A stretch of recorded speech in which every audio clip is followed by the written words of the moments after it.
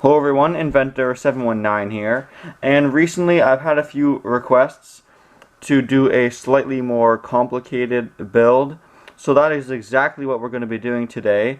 If you like it, please let me know. If you want to see more simple stuff, let me know as well. Or a mixture of both, of course. But in today's video, we're going to be making a bolt action rifle.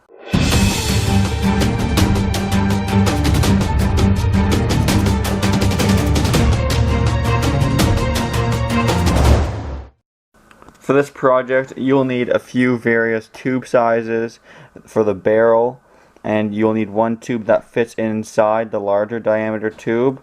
You'll need something for a handle, such as this old candy container. I have a red dot sight for fun. You'll need a spring, some elastics, some dowels or corks for plugging the tubes, a popsicle stick or a bolt, X-Acto knife, marker, ruler, scissors, and a hot glue gun. So how the bolt action rifle is going to work is basically we're going to make a barrel out of one large tube and the back half of the gun out of the other tube, and the smaller tube is going to be your bolt, and you must ensure that it slides freely in and out of both ends of the tube for no friction.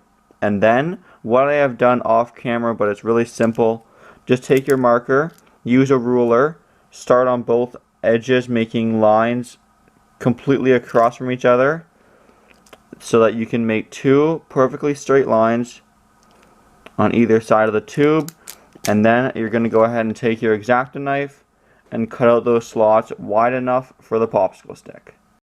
Here's the completed slot I made. I ended up using a bandsaw to cut down the middle here, and then an X-Acto knife to finish it off by making a hole big enough for your popsicle stick on one side and flipping it over, sticking it through on the other side so that you can lock it in place. Now to finish off the barrel, all you have to do is cut the end piece behind the slot to about 1 inch, and then take your other tube that we'll use for the barrel itself and tape it directly over top, ensuring of course there's still room to slide the stick through it. And there is your completed barrel assembly. Now we're going to quickly move on here to the starting of the bolt, and the first step of that is to take the end of your bolt and just drill two very small slots so that your popsicle stick can be placed in those slots. And then we're just going to go ahead and take some hot glue. Don't put it on the outside or else it'll interfere with the friction. We're just going to place them just like that and like that.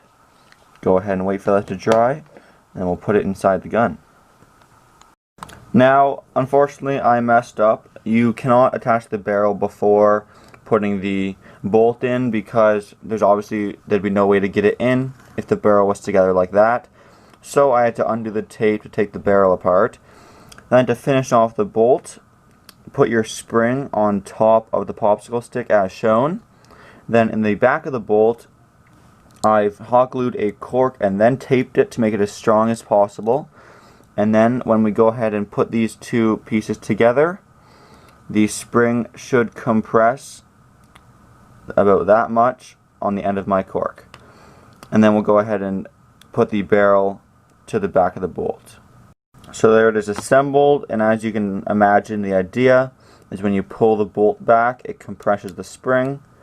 And then to lock it, you just turn it sideways, and now we have a compressed spring, and the fins on the popsicle stick are locked right there on those notches. Sorry, it's hard to see, but when you flick it up, it shoots forwards. Now let's go ahead and attach the handle. For today's handle, we're going to be using an old Tic Tac box, and I'm just going to go ahead and put a bunch of hot glue on top of it. And then I'm going to position it right under the bolt, about there. Squish it in place.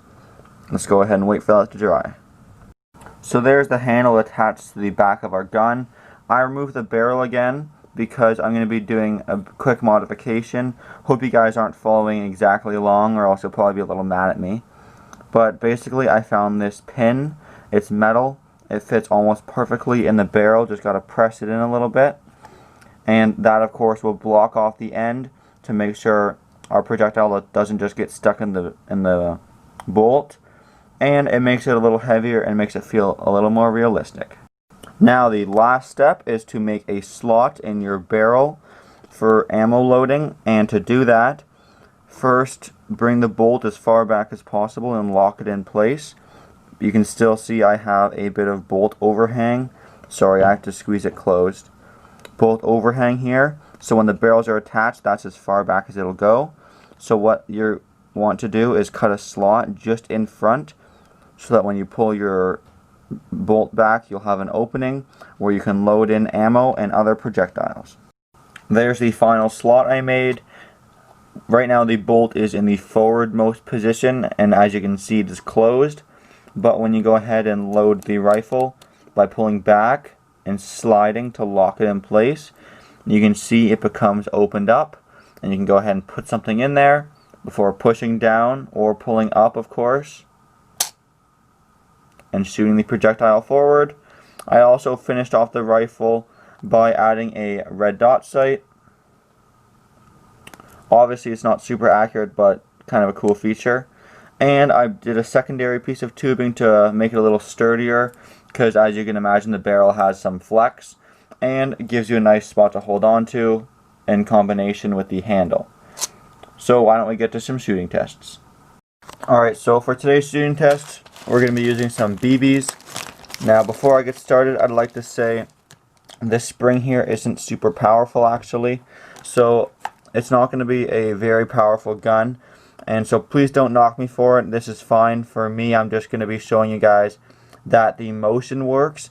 If you want it more powerful, you can either get a stronger spring, which unfortunately I don't have with me, or simply take an elastic, wrap it up and around both of the bolts, then stretch it all the way over to the end of your barrel and place it right there if you want something a little more powerful.